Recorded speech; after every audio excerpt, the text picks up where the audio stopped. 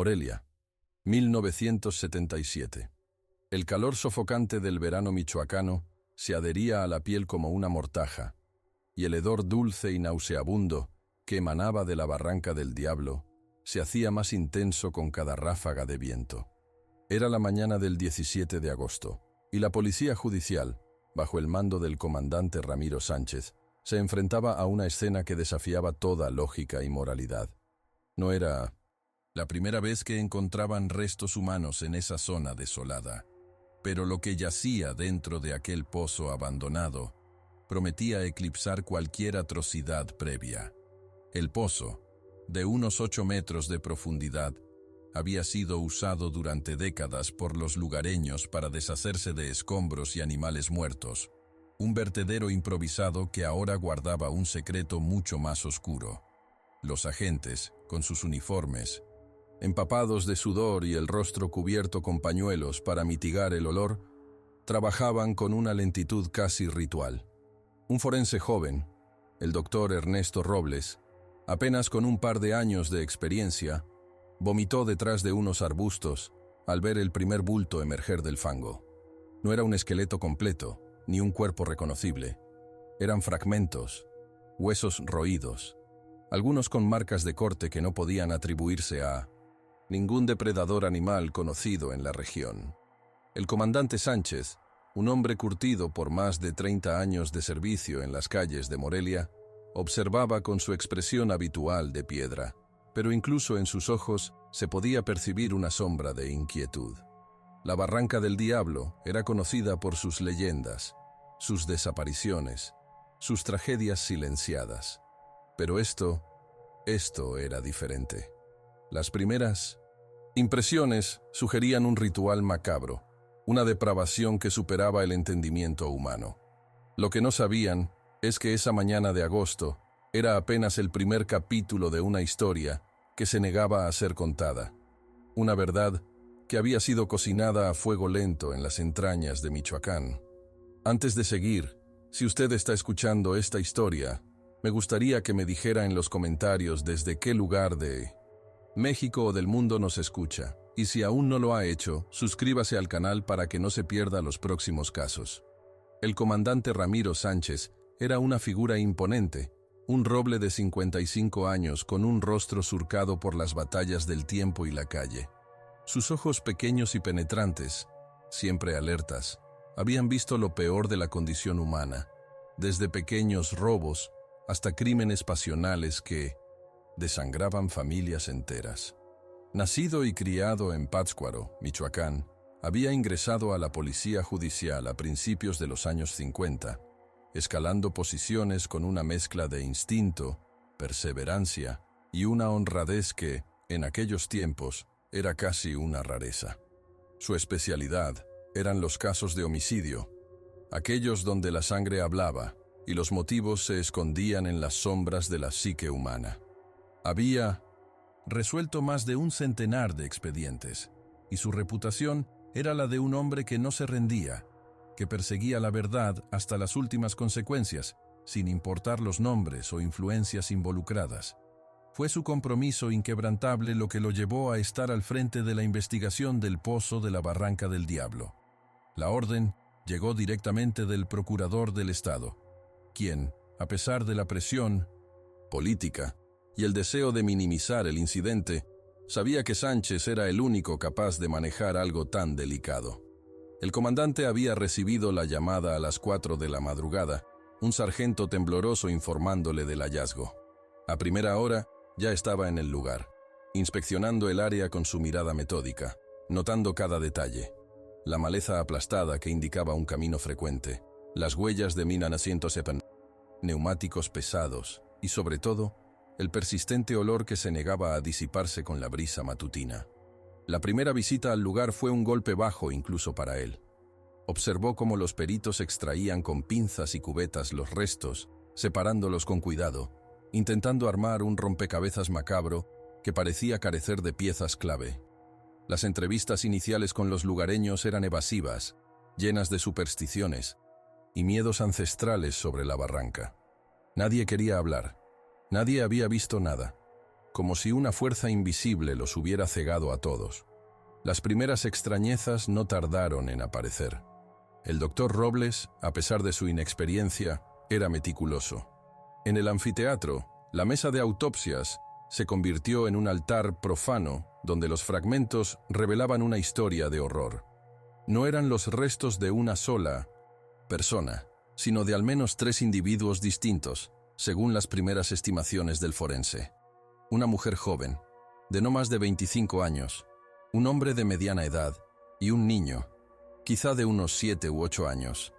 Los huesos mostraban cortes limpios, precisos, realizados con herramientas afiladas, no con machetes improvisados. Algunas de las vértebras presentaban orificios que sugerían haber sido hervidas. Un detalle que heló la sangre de Robles y lo obligó a llamar al comandante Sánchez de inmediato. Las marcas en los huesos largos, en particular, eran consistentes con un proceso de desarticulación metódica, casi quirúrgica. Los informes preliminares de la policía habían clasificado los casos anteriores de la Barranca del Diablo como posibles ajustes de cuentas o accidentes desafortunados, pero la naturaleza de estos nuevos hallazgos desmentía cualquier explicación sencilla. No había balas, no había golpes contundentes que indicaran una pelea, solo cortes, marcas de calor y la ausencia de tejidos blandos. Robles, con la voz apenas audible, le informó a Sánchez que había encontrado residuos de especias y lo que parecían ser granos de maíz cocido adheridos a algunos fragmentos óseos.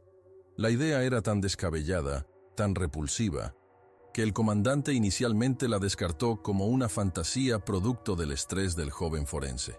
Sin embargo, Robles insistió, mostrando las muestras con una firmeza que sorprendió al veterano. En los archivos policiales, Sánchez encontró referencias a otros 3 casos de desaparecidos en los últimos 5 años en la misma zona, todos ellos archivados por falta de pruebas, sus familias sin respuestas. Una de 1900. Ellas era la familia Morales.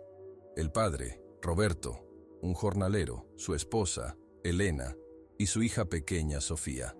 Habían sido vistos por última vez un miércoles de 1973, y la investigación había llegado a un callejón sin salida. Las similitudes con los restos del pozo eran inquietantes. El comandante Sánchez regresó a la Barranca del Diablo con un equipo ampliado, esta vez buscando más que solo restos. Quería pistas, cualquier indicio que pudiera explicar el macabro escenario. Las nuevas entrevistas con los habitantes de la colonia Prados Verdes, la más cercana a la barranca, seguían siendo infructuosas. Nadie había visto nada. Pero un detalle llamó la atención de un joven agente.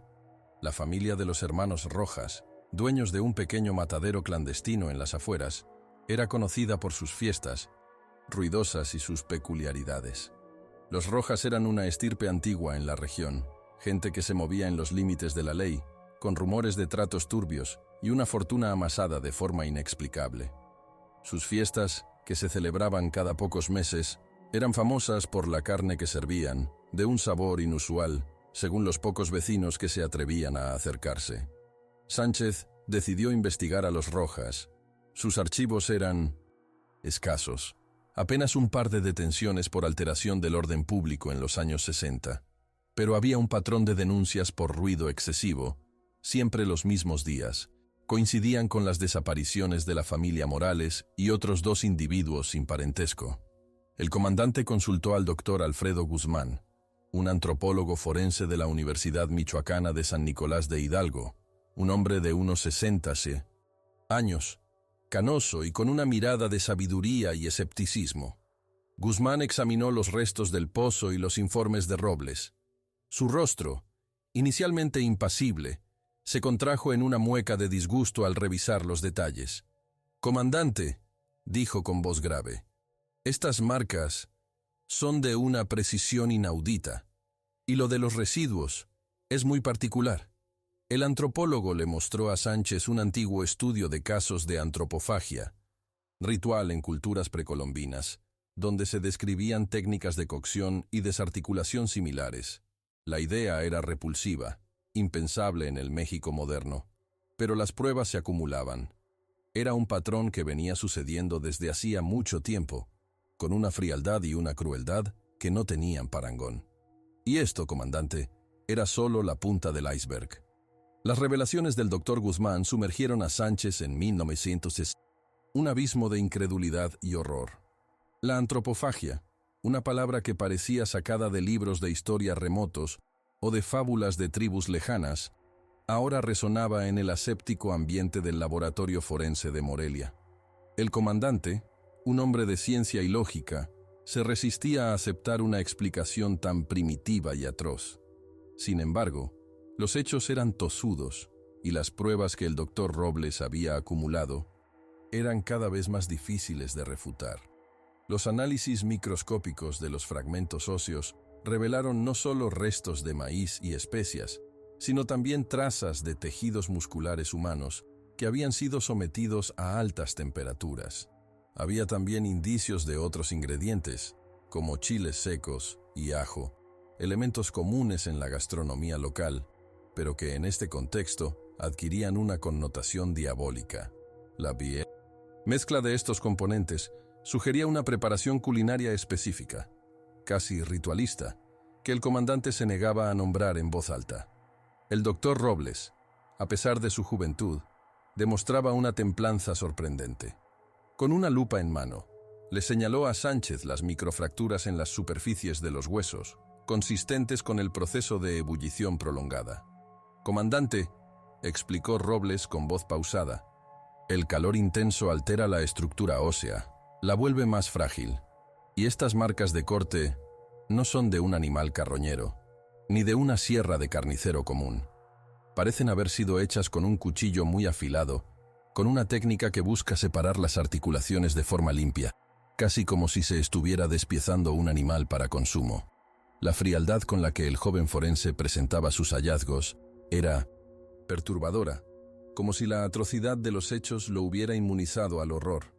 Sánchez sentía un nudo en el estómago, una mezcla de náuseas y una rabia fría que le subía por la garganta. La reacción de otros profesionales no fue menos intensa. El jefe de la Fiscalía, licenciado Miguel Trejo, un hombre de 40 y tantos años, con ambiciones políticas y una aversión por los escándalos, intentó desestimar las conclusiones de Robles y Guzmán. «Doctor Robles, comandante, entiendo su entusiasmo», dijo Trejo con una sonrisa forzada en su despacho. «Pero, ¿antropofagia? Por Dios, estamos en Michoacán, en 1977, no en la selva amazónica. Esto suena a leyenda urbana, a un cuento de viejas. Hay que buscar una explicación más racional. Quizá un accidente con animales, quizá un desquiciado, pero no... Esto». La presión para abafar el caso era palpable. Trejo sugirió que se reorientara la investigación hacia un posible asesino en serie, un lunático. Cualquier cosa que no implicara una práctica tan aberrante y que pudiera dañar la imagen del Estado. Sánchez, sin embargo, no se doblegaba ante la conveniencia política. Su olfato de investigador le decía que había algo mucho más profundo y oscuro en juego. «Licenciado», respondió Sánchez con su voz grave, «las pruebas hablan por sí mismas. No podemos ignorar lo que la ciencia nos está diciendo solo porque nos resulte incómodo. Mi deber es con la verdad, no con la reputación de nadie». La tensión en el despacho era densa, casi cortante. Trejo, visiblemente molesto, terminó la reunión con la orden de que la investigación continuara, pero con la advertencia de que cualquier información sensible debía ser filtrada a través de su oficina antes de ser divulgada. Era un intento claro de controlar la narrativa, de asegurarse de que el horror no trascendiera los muros de la Fiscalía. Si esta investigación le parece importante, le pido que deje un me gusta y comparta este video. Eso nos ayuda a seguir contando lo que muchos prefieren ocultar. Decidido a no ceder, el comandante Sánchez se sumergió en los archivos de la hemeroteca municipal. Necesitaba encontrar patrones, historias similares, ecos del pasado que pudieran dar contexto a la barbarie del presente. Durante días, sus dedos se cubrieron de polvo de papel viejo, revisando periódicos amarillentos de los años 50, 40, incluso 30. Buscaba palabras clave, Desaparecidos, restos humanos, casos sin resolver, hallazgos extraños. La tarea era ardua, pero pronto empezó a notar algo inquietante. No eran casos idénticos, pero había una recurrencia de desapariciones en la zona de la Barranca del Diablo y sus alrededores, siempre de personas de bajos recursos, jornaleros, familias enteras que simplemente se esfumaban sin dejar rastro. Encontró un artículo de un periódico local de 1948 que relataba la desaparición de una familia de carboneros en las faldas de la Sierra de Mil Cumbres, no muy lejos de Morelia. El titular era sensacionalista, pero el contenido describía un patrón inquietante. La familia había sido vista por última vez dirigiéndose a un rancho cercano, propiedad de una familia de apellido Rojas, para vender su carbón. Nunca llegaron a su destino. La policía de la época había cerrado el caso como huida de hogar debido a la falta de pruebas. Rojas, el mismo apellido de los dueños del matadero clandestino. La coincidencia era demasiado perturbadora para ser ignorada. Sánchez decidió visitar a don Epifanio Vargas, un viejo archivista del ayuntamiento, un hombre de 82 años con una memoria prodigiosa y una pasión por las historias olvidadas de Morelia. Vargas, con sus lentes gruesos y su voz cascada, lo recibió en su pequeña oficina atestada de legajos. «Ah, comandante Sánchez», dijo don Epifanio, «siempre buscando lo que nadie quiere recordar. ¿Qué le trae por aquí? ¿Más desaparecidos en la barranca?» Sánchez le explicó su inquietud sobre los casos de los Rojas. Don Epifanio cerró los ojos por un momento, como si estuviera buceando en las profundidades de su memoria. Los Rojas, sí, una familia antigua y con mala fama. Siempre han estado en esa zona. Los viejos de por aquí contaban historias, comandante, de sus fiestas, de la carne que servían, de cómo los peones que trabajaban para ellos a veces simplemente dejaban de aparecer. Decían que tenían un sabor especial en sus guisos, un sabor que no era de res ni de cerdo. Mero chisme de pueblo, claro, pero uno nunca sabe. Las palabras de don Epifanio resonaron en la mente de Sánchez. Sabor especial. Recordó los residuos de especias y maíz en los huesos. La conexión era escalofriante. El archivista le mostró un viejo mapa catastral de 1932, donde el rancho de los Rojas aparecía con una extensión considerable, colindando precisamente con la Barranca del Diablo. No era un matadero clandestino cualquiera. Era una operación que había funcionado durante décadas, bajo la sombra de un silencio cómplice. El patrón era claro: desapariciones de gente sin recursos, siempre en las cercanías del rancho Rojas, siempre ligadas a sus festividades, y ahora el hallazgo macabro en el pozo. No era un caso aislado de un lunático, era una tradición perversa, un horror heredado que había florecido en la impunidad durante generaciones. El siguiente paso de Sánchez era inevitable, aunque peligroso. Necesitaba entrar al rancho de los Rojas, y no con una orden de cateo que alertaría a todos, sino de una forma que le permitiera ver lo que realmente ocurría detrás de sus muros. La propiedad era vasta, cercada por muros altos y alambres de púas, custodiada por perros feroces. Una noche de luna nueva, el comandante, acompañado de dos de sus agentes más leales y discretos, el sargento Gutiérrez y el cabo Ramos, se acercó al rancho bajo la cobertura de la oscuridad. El silencio del campo michoacano era pesado, roto solo por el croar de las ranas y el zumbido de los insectos. El olor a tierra húmeda y a ganado era denso, mezclado con un aroma más sutil, pero inconfundible, que Sánchez había aprendido a reconocer: el dulzón hedor de la descomposición.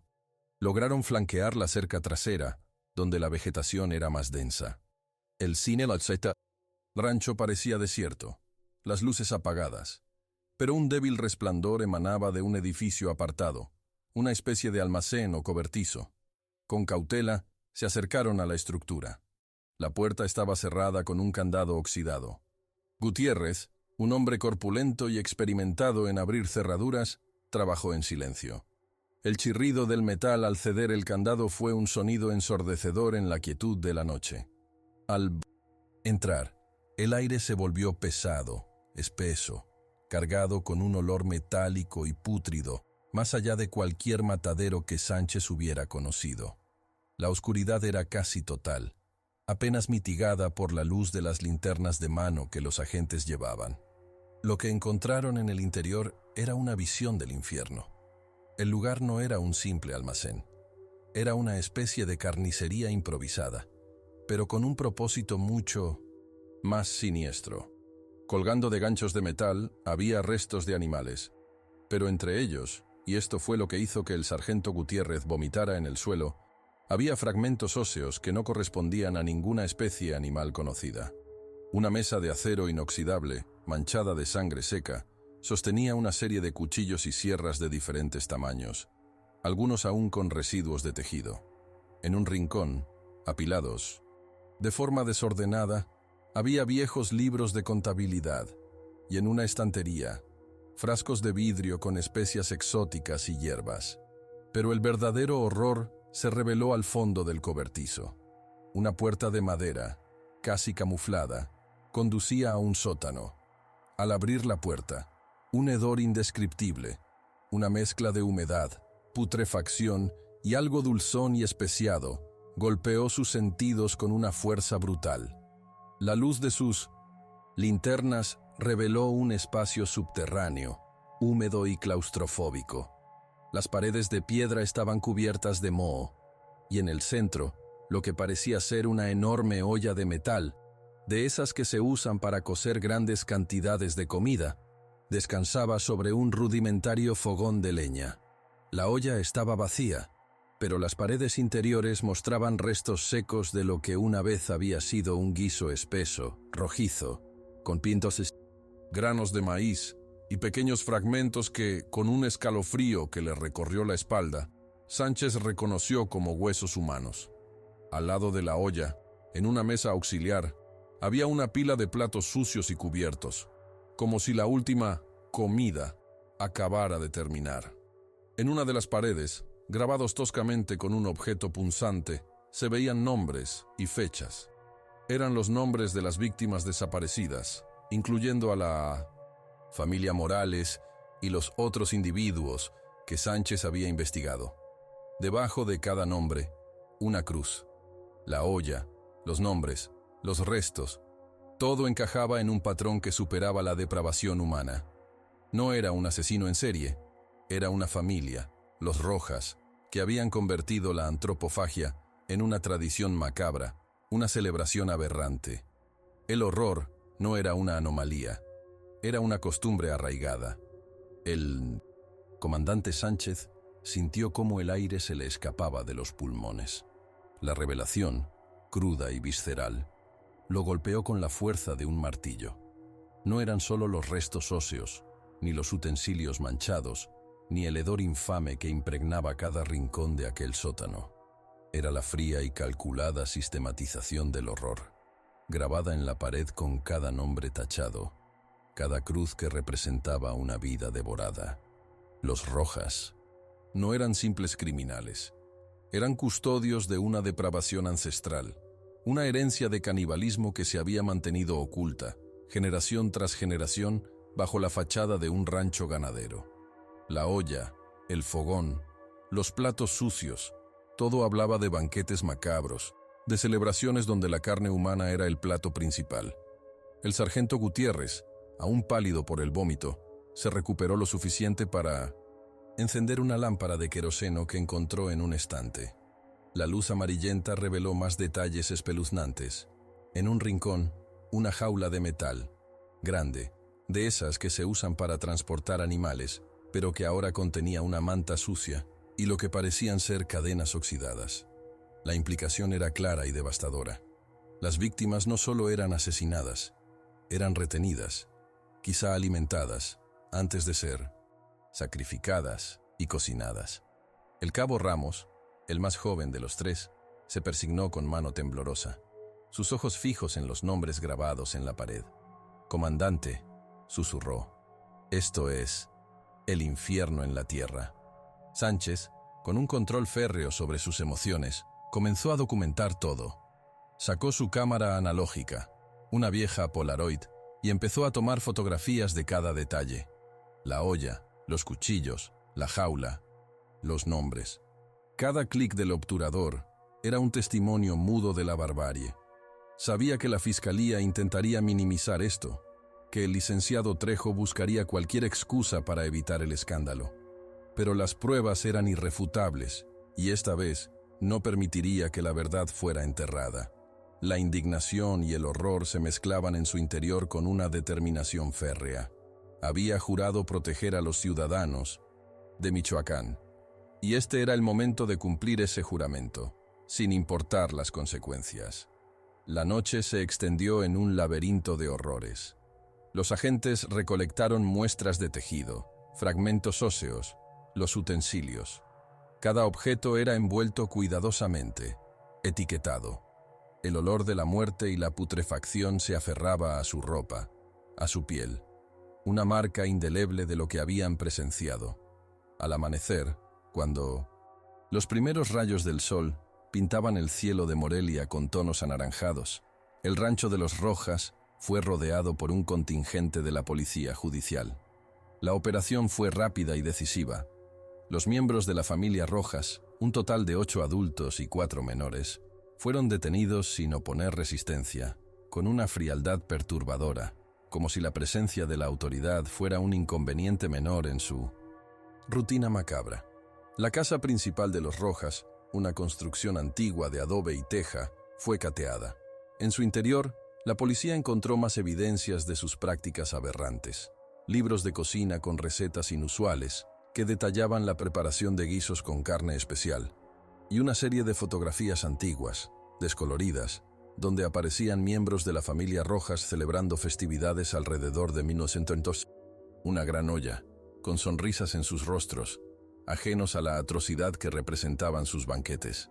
Las fotografías eran la prueba definitiva, la imagen más perturbadora de todas, que confirmaba la larga tradición de canibalismo. El escándalo estalló en Morelia como un trueno en cielo despejado. Los periódicos locales, y pronto los nacionales, se llenaron de titulares sensacionalistas. Los caníbales de Michoacán. El horror en el rancho Rojas. Festines de carne humana. El licenciado Trejo, a pesar de sus intentos por controlar la narrativa, se vio superado por la magnitud del descubrimiento. La presión pública era inmensa. El doctor Robles y el doctor Guzmán fueron llamados a testificar. Sus informes forenses y antropológicos se convirtieron en la columna vertebral de la acusación. La frialdad de los datos científicos, la precisión de las marcas en los huesos, la composición de los residuos en la olla, todo apuntaba a una verdad innegable.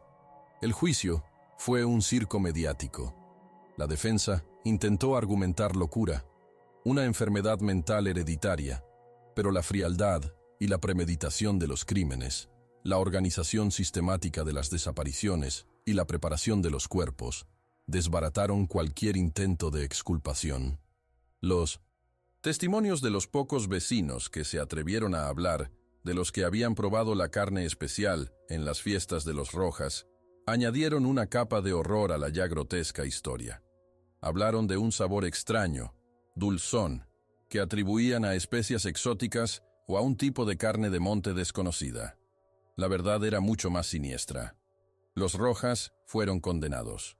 Los adultos a penas de prisión de por vida. Los menores fueron internados en reformatorios, con la esperanza de que la educación y la distancia de su familia pudieran romper el ciclo de depravación. El rancho fue demolido hasta sus cimientos, el pozo fue sellado con concreto, y el terreno fue expropiado por el gobierno, convirtiéndose en un baldío que nadie se atrevía a pisar. La historia de los caníbales de Michoacán se convirtió en una leyenda urbana, un cuento de terror que se narraba en voz baja en las noches de fogata, una advertencia de la oscuridad que podía esconderse detrás de las fachadas más normales. El comandante Sánchez, a pesar de la victoria, no salió ileso. La exposición del caso, la confrontación con las autoridades corruptas y la inmersión en el horror más profundo dejaron una marca indeleble en su alma. Recibió amenazas anónimas. Su teléfono fijo Sonaba a deshoras con silencios inquietantes. Fue trasladado a un puesto administrativo en la capital, una especie de exilio dorado, lejos del trabajo de campo que amaba.